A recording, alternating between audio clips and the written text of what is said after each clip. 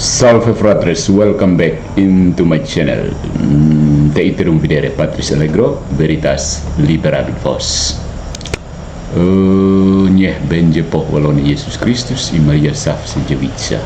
Saya mau mengajak kita untuk menanggapi video playing victim dari pendeta Protestan MYM. Misteri playing victim.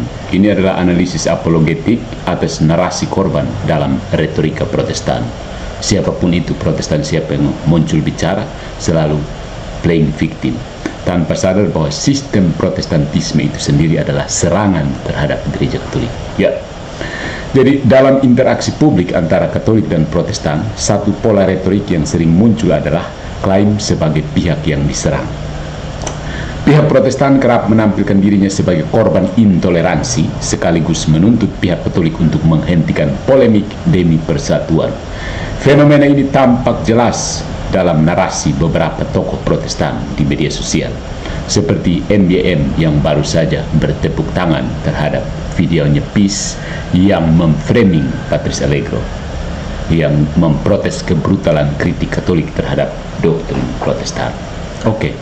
Jadi kita akan menganalisis asumsi-asumsi filosofis, teologis, dan retoris di balik strategi playing victim ini, serta menganjurkan tanggapan apologetik Katolik berbasis prinsip rasional dan tradisi magisterial. Jadi pegangannya Pak MDM, Anda sedang playing victim, itu tesisnya. Yang pertama, identifikasi asumsi dasar dalam retorika Protestan. Yang pertama, asumsi superioritas moral. Ya, retorika Protestan berangkat dari asumsi bahwa mereka menempati posisi lebih suci karena mengaku kembali ke kitab suci, sola scriptura, mengklaim penekanan pada kasih dan persaudaraan. Dari titik ini, setiap kritik terhadap doktrin Protestan dikonstruksi sebagai serangan terhadap Injil itu sendiri, bukan sekedar perbedaan tafsir. Yang kedua, asumsi ekumenisme emosional. Protes keras terhadap istilah bidat atau sesat mengungkap pandangan bahwa kesatuan harus berbasis rasa nyaman, bukan pada kebenaran. Akibatnya, penyebutan fakta historis, misalnya bahwa Konsili Trente mengutuk prinsip sola fide, ditafsirkan sebagai penghinaan personal. Ya. Yang ketiga, asumsi impunitas kritik. Pola umum dari Protestan ini, Protestan bebas mengkritik Katolik, dogma Maria, sakramen, paus, namun Katolik tidak boleh membalas kritik. Ini asimetri logis yang menempatkan Protestan sebagai pengawas doktrin universal tanpa memberi ruang bagi Katolik untuk mengekspresikan imannya. Nah, itu yang pertama dari asumsi dasar dalam retorika Protestan. Yang kedua, analisis logis terhadap retorika playing victim yang baru saja dimainkan oleh pendeta MYM. Strategi seperti ini beroperasi melalui 3 mekanisme. Gaslighting religius, menggiring opini publik bahwa pihak Katolik intoleran hanya karena mengutip ajaran resminya sendiri, misalnya anatema Konsili Trente. Yang kedua, distorsi konteks. Frase seperti jasa Maria buang ke tong sampah ini dibingkai sebagai hinaan personal, padahal itu bagian dari argumen doktrinal, menolak merit manusia dalam keselamatan. Dan yang ketiga, ada inversi peran.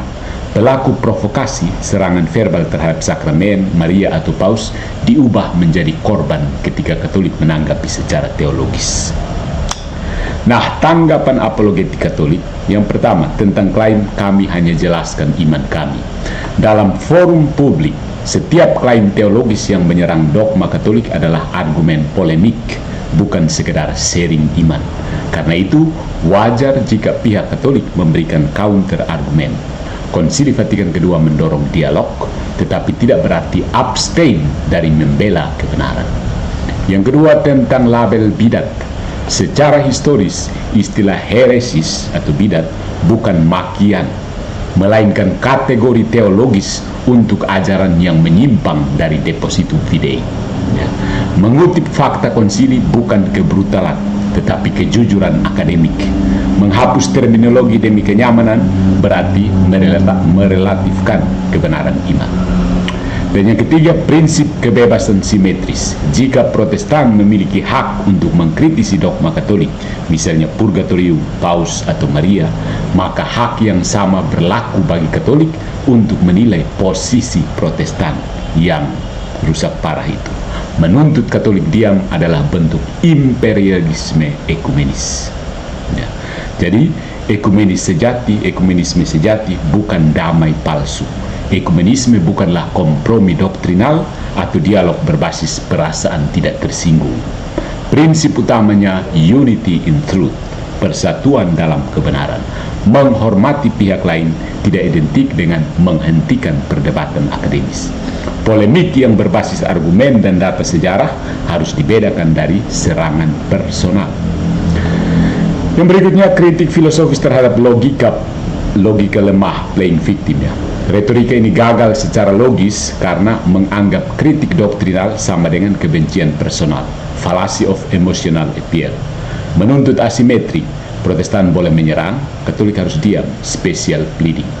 Mengganti prinsip objektif dengan kenyamanan subjektif, ini namanya relativisme praktis. Jadi, strategi playing victim dalam retorika Protestan bukanlah ekspresi kasih, melainkan instrumen kontrol opini. Dalam diskursus iman, kebenaran tidak tunduk pada sensitivitas emosional. Apologet Katolik wajib bersuara bukan karena benci, melainkan karena cinta akan kebenaran.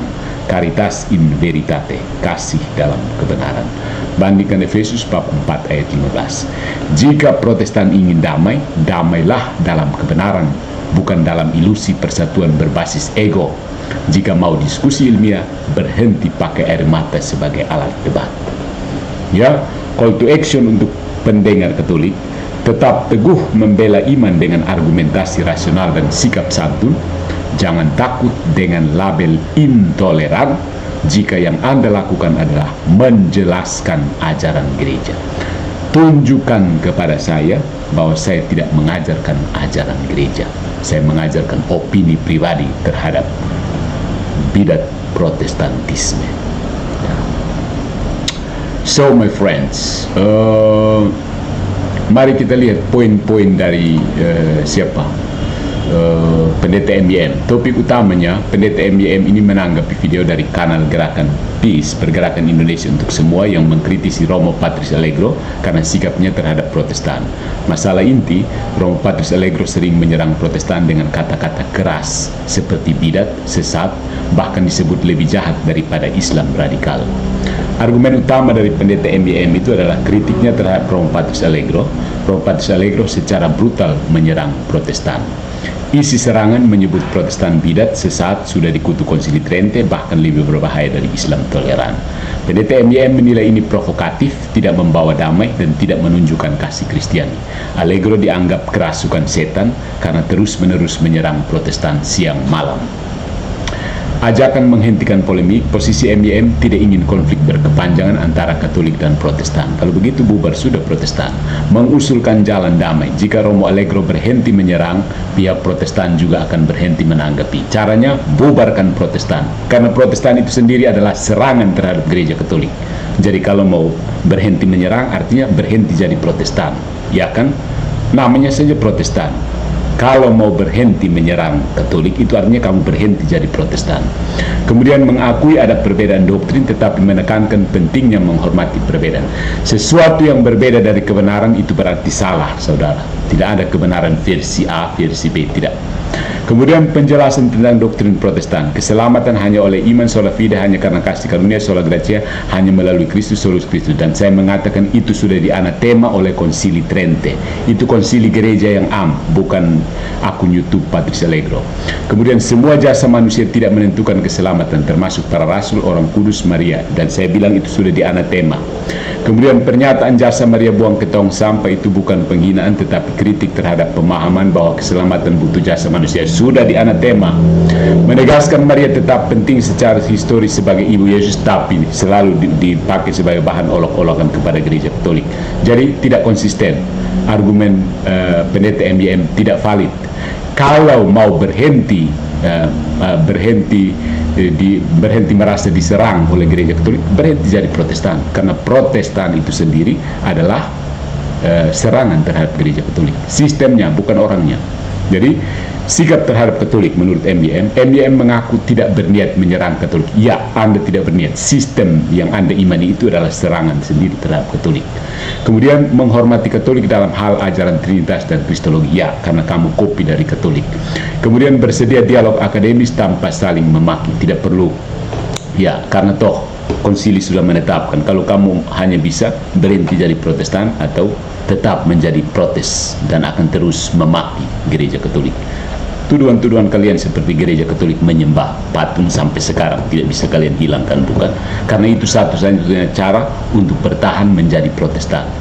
Yang kemudian kritik terhadap pemotongan video, entah apa Tio Romo Anflor Sekolah juga disebut melakukan tindakan tidak etis dengan memotong videonya sehingga terkesan menghina Maria. Memang Protestan itu penghinaan terhadap Bunda Maria besar sekali, tidak usah apalagi membela diri.